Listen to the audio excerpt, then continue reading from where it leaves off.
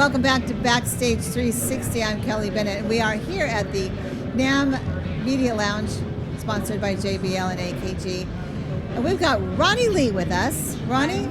So glad to be back for the 49th time. I mean, whatever it is. I know we've talked a couple of times before. Yes. I know your story. Yes. I know you're a shredder on the guitar. I know everything about you, but I don't think a lot of our viewers, I think we need to refresh them. Not sure if you know everything, but everything that's out there, I probably told you.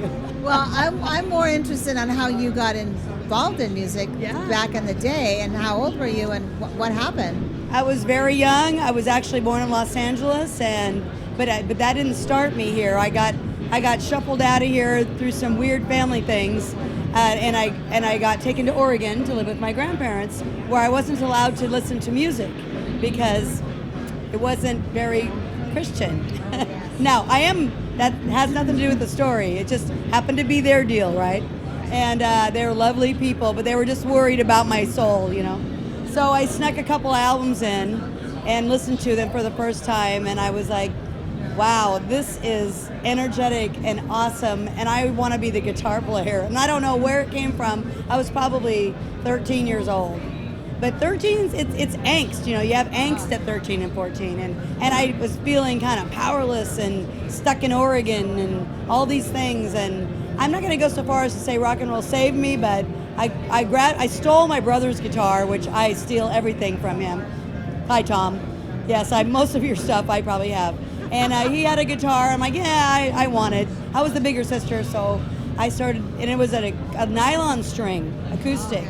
Not very rock and roll, but acoustic guitar. Acoustic, nylon string that I was learning, you know, Rolling Stones song and you taught yourself.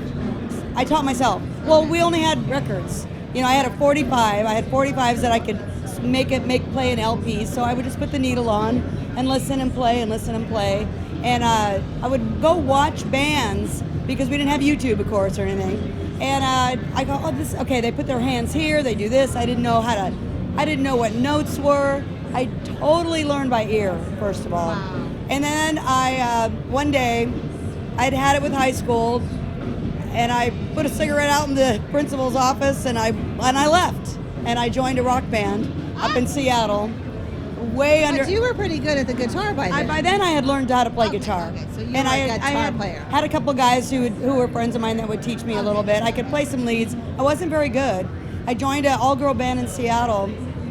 Got in a van. Don't ever do this, kids. Got in a van with somebody I don't know. Don't do this, because kids. he said, hey, you want to join a band in Seattle? And I was like, I was probably 16. And I said yes, and I got in the van and left. I don't know why nobody picked me up, and it just was different. Mid-70s is different world. And I played with them for a few months, and I learned a lot, but I got fired because I was terrible.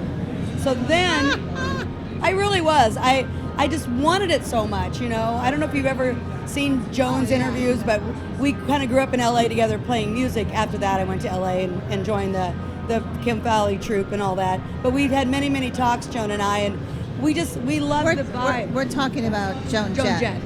We had the vibe. We just wanted it. We just loved the raw energy of it, everything, and the learning of the instrument sort of came as we went, you know. Right. And anyway, I got fired. Went and joined a show band in Reno and learned music from a keyboardist, and she taught me music theory. And the thing that I'm grateful for is I got to learn by ear first, then some theory, and then I got thrown into punk rock, so all that went out the window. And because Kim Valley back in the day was having cattle calls, what they call them in LA. You know, hey, if you fit this description and you can fit into the outfit, and you got this hair and that hair, and you're this tall, come on down. Well, I told him I could really play guitar, and he didn't believe me. So I said, no, I really can. No, you can't. Yes, I can. No, you can't. So he said, well, prove it. I'm going to come over to your house. I want you dressed for stage, playing your guitar when I walk in the door. I said, all right. So he walked in. I had a silver lame jumpsuit that Rick Derringer gave me because we were the same size. God bless you, Rick. Rest in peace. And I had my Marshall stack and a Flying V, and I was playing Jeff Beck songs when he walked in, because that's my favorite guitar player. Yeah. And about that time, Blow by Blow album was out, and I was learning the whole thing. And he says, "Great, can you play punk?" I go, "Pretty sure I can make that happen." And so I was then inducted into Venus and the Razorblades. The Runaways were already going on, but we all became friends because we were all the same group of girls, all the same age, running around LA with not a parent in sight. Yeah. Yeah, that's when and a lot of the shenanigans that they talk about did happen, but a lot of it didn't. Yeah. Some of it, it's just stories and all that. But I mean... But you grew up to be one of the first shredding women There was in this probably industry. 2 or 3 there was the girl from Fanny, there was Lita, and there was myself. And honestly, I don't know of any other guitar players at the time. So and Joan, I was a guitarist. Joan was more of a songwriter, rhythm player, you know. But you were a we know who shredder. Joan is. I was a shredder. Yeah. I wanted to, and I was a Jeff Beck, you know, lover of Beck all my life. And I remember last year, Yeah. I stayed to watch you for the first time. Oh, really? I was up at 10 o'clock at night. And that's not like That was- me. Wow, I am honored because I know how hard you work all day long. And you played like at 11 o'clock at night. And I Yes. was like, I'm going to stay. And I was so blown away by your talent and how you manipulated the neck and played that guitar. It was almost as if it was you were playing it and it was playing you. Right. And it was like butter. You really, I don't know, you're one of the first people that really ever got that before I told them. Yeah. So it does feel to me, and I think most players that have played, I've played over 50 years now, and I took some breaks. I had kids, I got married, I lived a life, right? But always playing the whole time, sometimes not as much, but it does feel like a third arm to me. Yeah. Like I pick up, especially the guitar that I've been playing now for the last 15 years, I just put it on and it's just like, It becomes part of you. yeah, I don't really, like I just did a show at a booth just a few minutes before this, and I played a Deep Purple song I have never played before.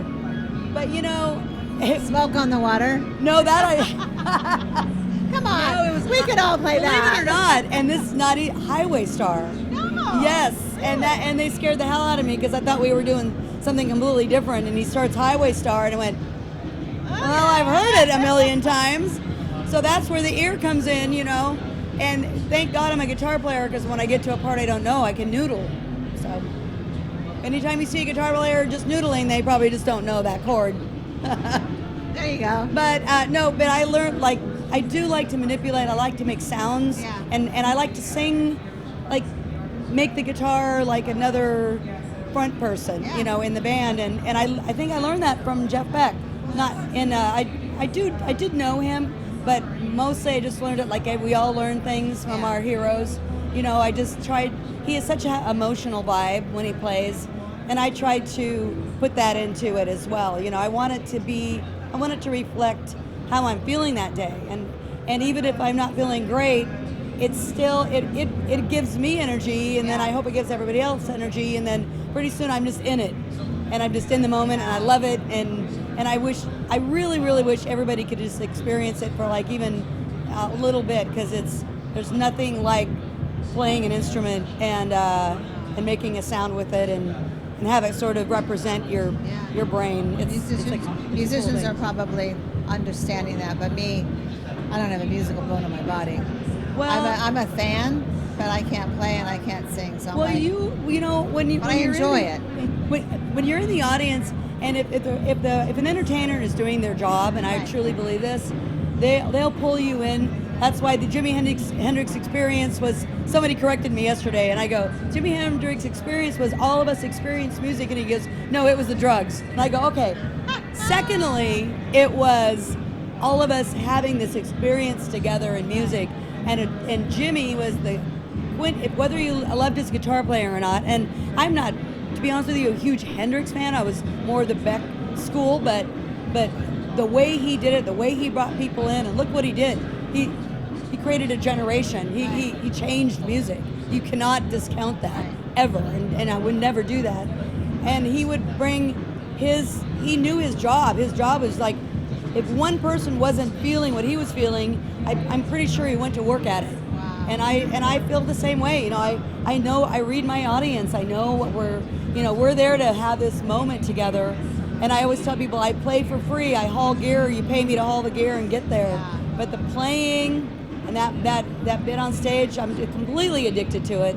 I will never stop doing it. And you play with a lot of really interesting people. I do. So my question, instead of rattling off everybody that you've played with, Yes. it's been a lot. I could take us some time. Yeah, what I want to ask you is, who would be the dream person that you would want to play with before your end comes? Because I know there's somebody out there that you would probably really love to partner with or play on the stage with, or maybe That I haven't played with you yet. haven't played. Unless, okay, if you can't think of one, dead or alive.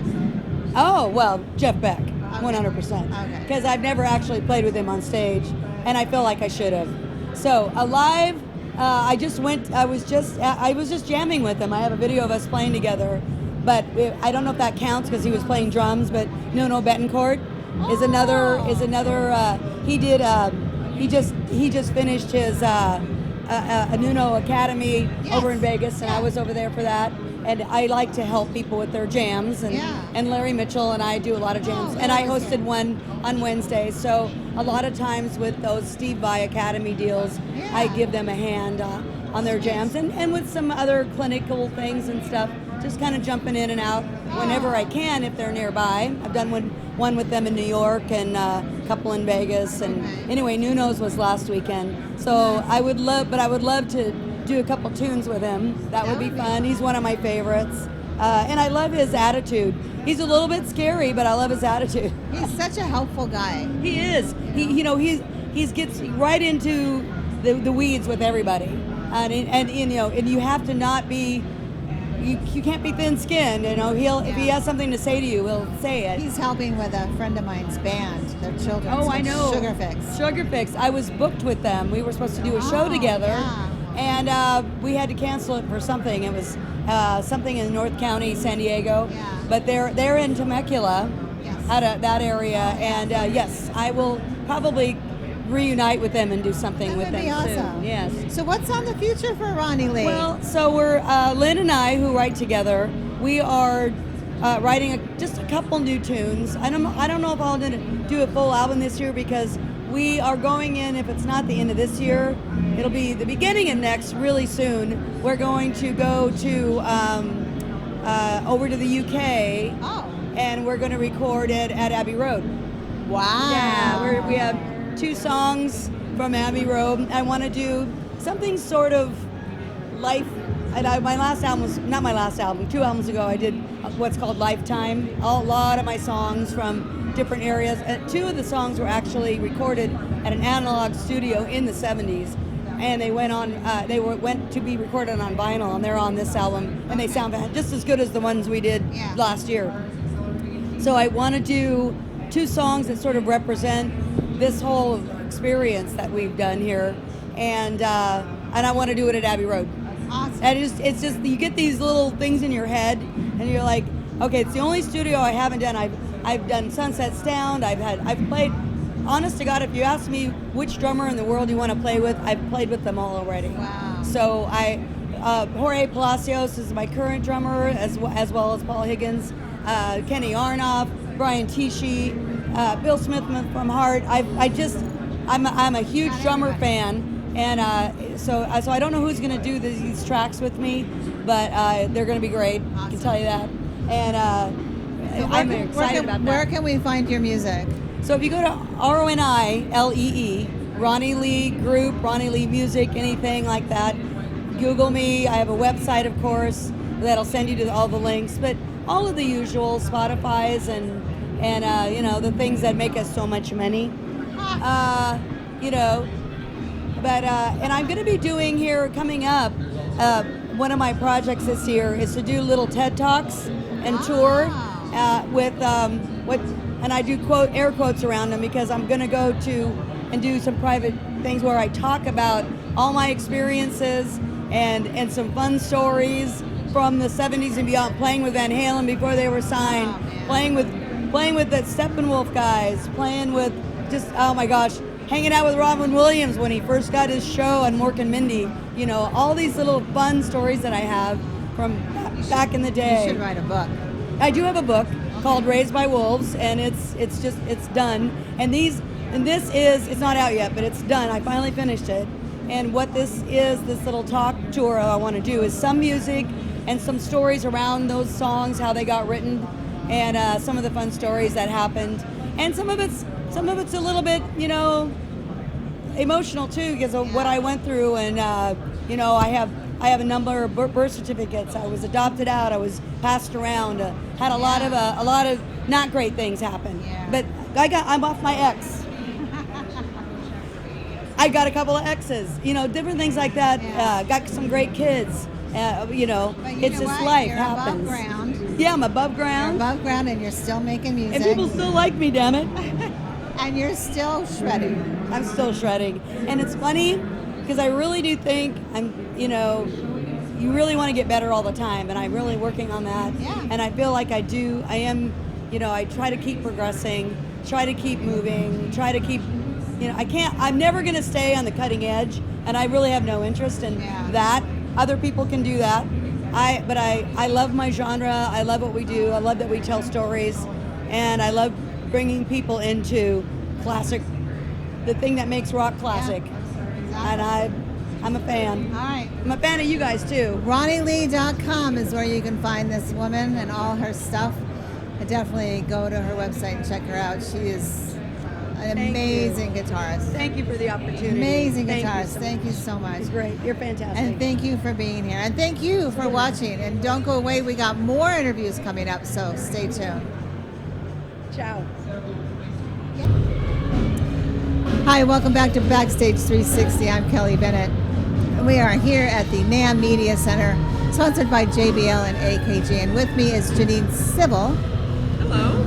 She's with Ultimate Ears Pro, and I just learned so much about protecting your ears while you are playing music, especially if you're an artist, right? Yes. Ultimate Ears was founded in 1995 by an engineer working with Van Halen, and they were having a lot of hearing issues. Van Halen, of all people. Yes, they were the very first loud. customer, very loud. So usually when you're performing on stage, you have wedges on the ground. Okay. And when you have the wedges, they're very loud, and you can't hear. So they invented a product called in-ear monitors.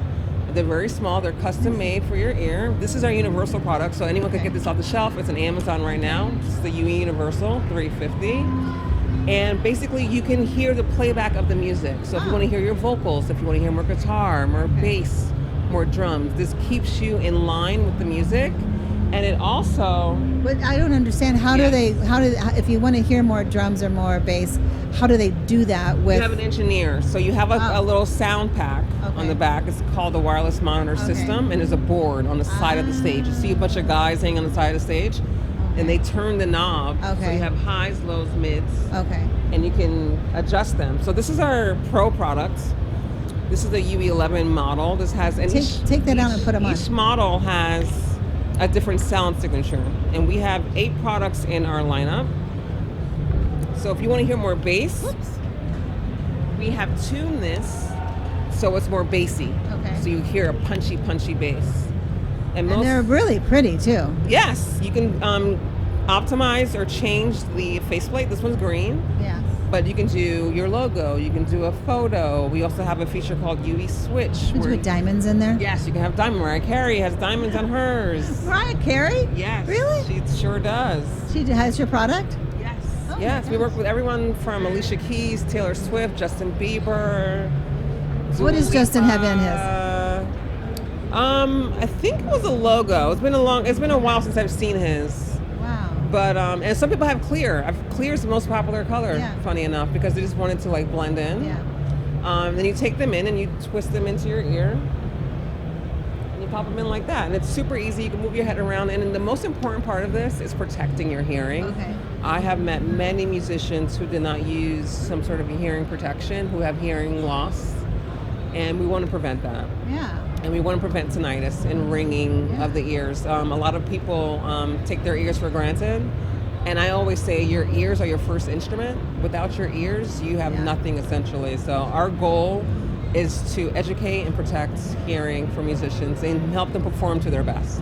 Yeah, that is so important, especially in children too. Yes. When you are growing up, because if you don't protect your ears early on, Yes. you know what's going to happen. Yes, we do a lot of education. We work with the rock and roll song camp, teaching musicians how to use in-ear monitors, educating them on the importance of lowering the volume. There's a misconception that loud is good, but it's not. It's more about critically listening at a decent volume, and you'll be fine. Yeah, I know my phone sometimes gives me a warning.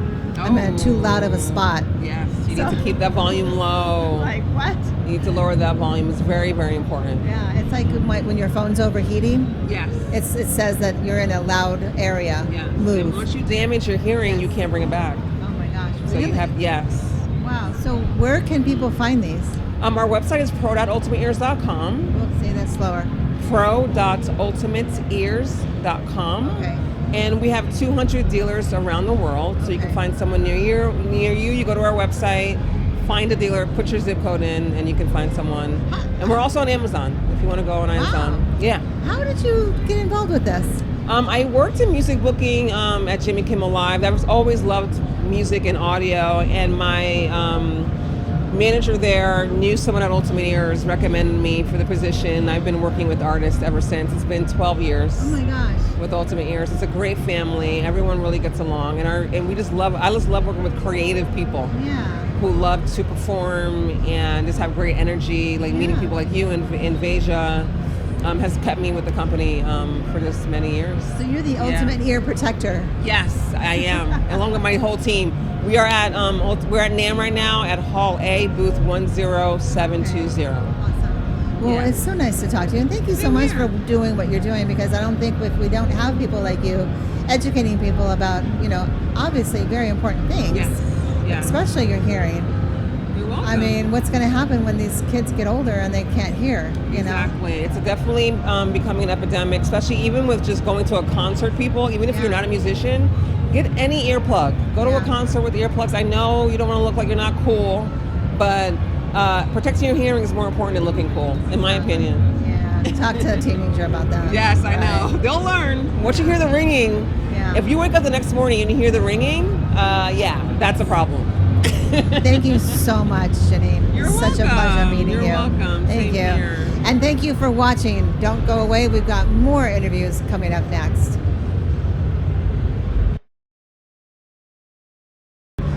Hey there, I'm Roni Lee, and you know what? I'm a huge, gigantic fan of Backstage 360, and you should be too. Thank you, and I'll see you soon.